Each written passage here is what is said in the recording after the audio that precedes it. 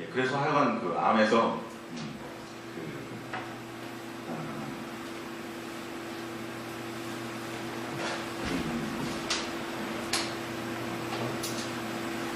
그 옛날의 암 계열 쪽에서는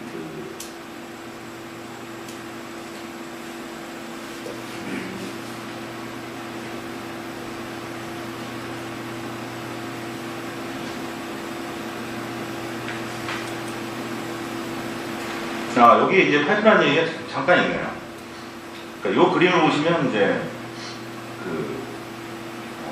이 코텍스 M3 쪽에 그 아키텍처 상의 파이프라인이에요. 그러니까 뭐 여기에 뭐 자세한 내용을 뭐 알 필요는 사실 없고요.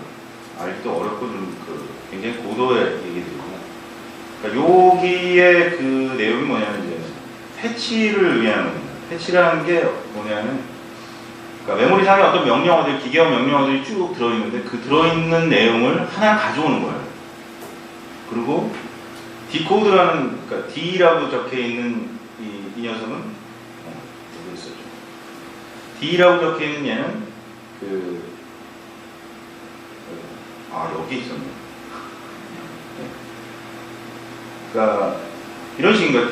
패치가 되고 그 다음 그 명령을 디코드하고 실제 그 명령을 수행하는 이런 그 세 개의 단계가 있는데, 그래서 읽어오고 그러면 그 다음 클럭이 돼요. 그러니까 클럭을 우리가 그 CPU의 그 메인 시스템 클럭을 주잖아요. 그 클럭이 한 클럭 탁 틱 하는 순간에 그럼 이제 그 다음 행동을 수행하는 거예요. 그 다음 행동을 수행하는 게 그 전에 읽어온 그 패치에 대한 그 명령어를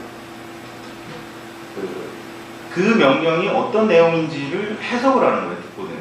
근데 그 해석을 하면서 뭘 하냐면 그 다음 명령을 읽어오는 거죠. 요게 동시에 일어나는 거예요. 그 다음 클럭에 가면 제일 처음에 읽어왔던 그 해석을 했던 걔를 실행을 하는 거죠.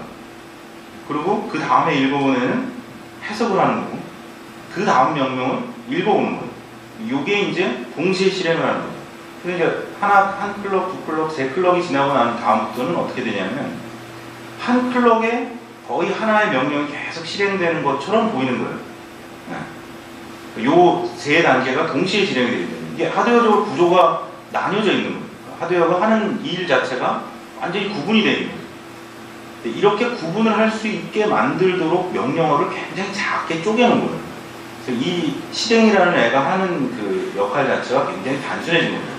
물론 이제 모든 명령이 이렇게 다 한 클럭에 수행이 되는 건 아니에요.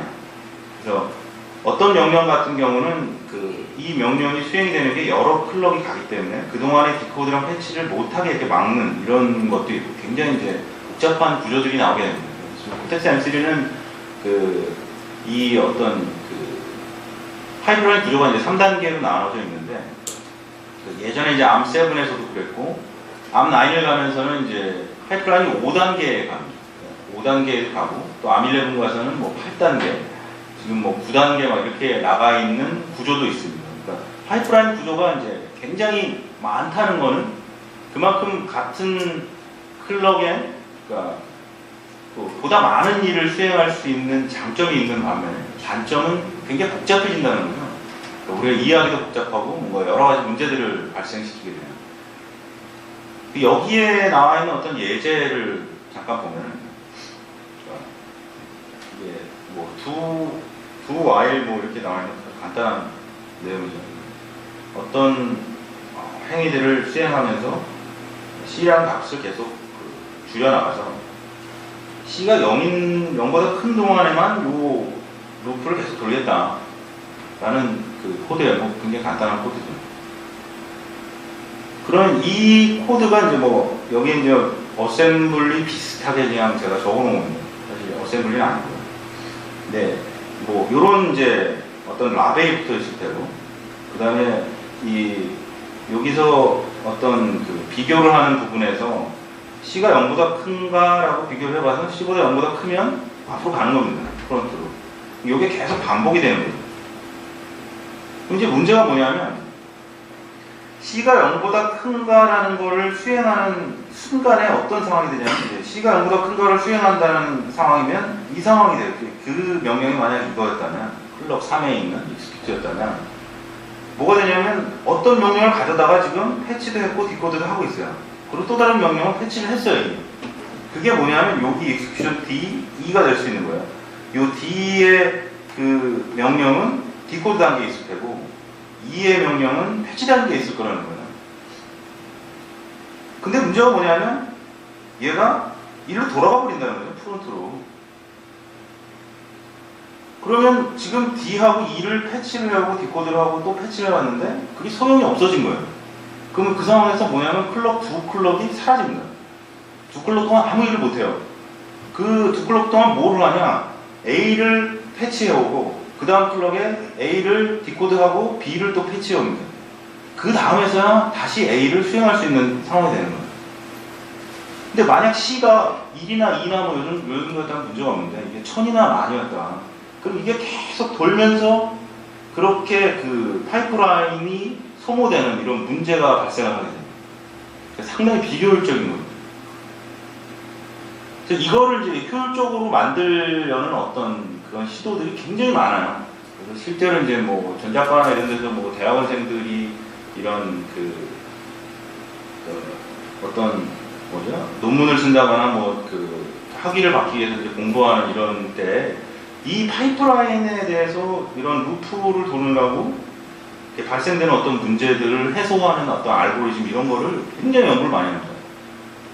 그런 뭐 논문을 발표해서 박사학위를 받고 뭐 이런 경우들이 굉장히 많거든요. 그러니까 굉장히 복잡한 거예요. 근데 단순히 한번 생각해보면 어떤 방법이 있냐면 이런 방법이 있는 거예요. 이런 어떤 루프가 도는 이런 그 코드가 있을 때 무조건 아래에 있는 걸 가져오는 게 아니라 패치를 해올 때 무조건 여기 있는 걸 패치해오는 거예요. 알고리즘 상에. 그러면 어떤 상황이 되냐면 만약 C가 100이었다. 그럼 100번 동안은 아무 문제가 없는 거예요. 그리고 마지막 한 번에 문제가 생기는 거죠.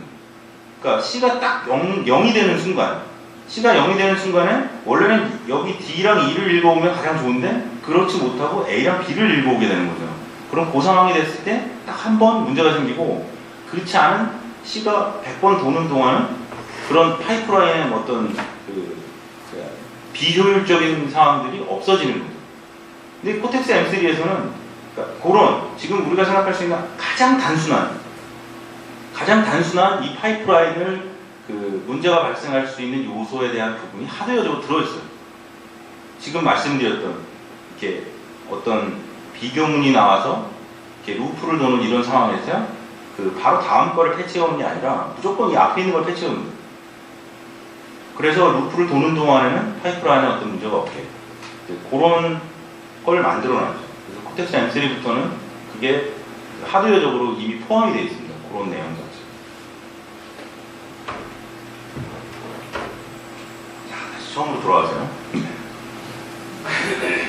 그러니까 암사에서 이제 새로운 아키텍처를 내놓고 뭐 이제 새로운 그 코어들을 이제 IP로 해서 제공을 하고 있는데 그 시리즈가 이제 세 가지 시리즈가 있습니다. A 시리즈가 있고 R 시리즈가 있고 M 시리즈가 있습니다. 저희가 지금 오늘 배울 거는 M 시리즈고 가장 저가형의 가장 단순한 그런 그 아키텍처죠.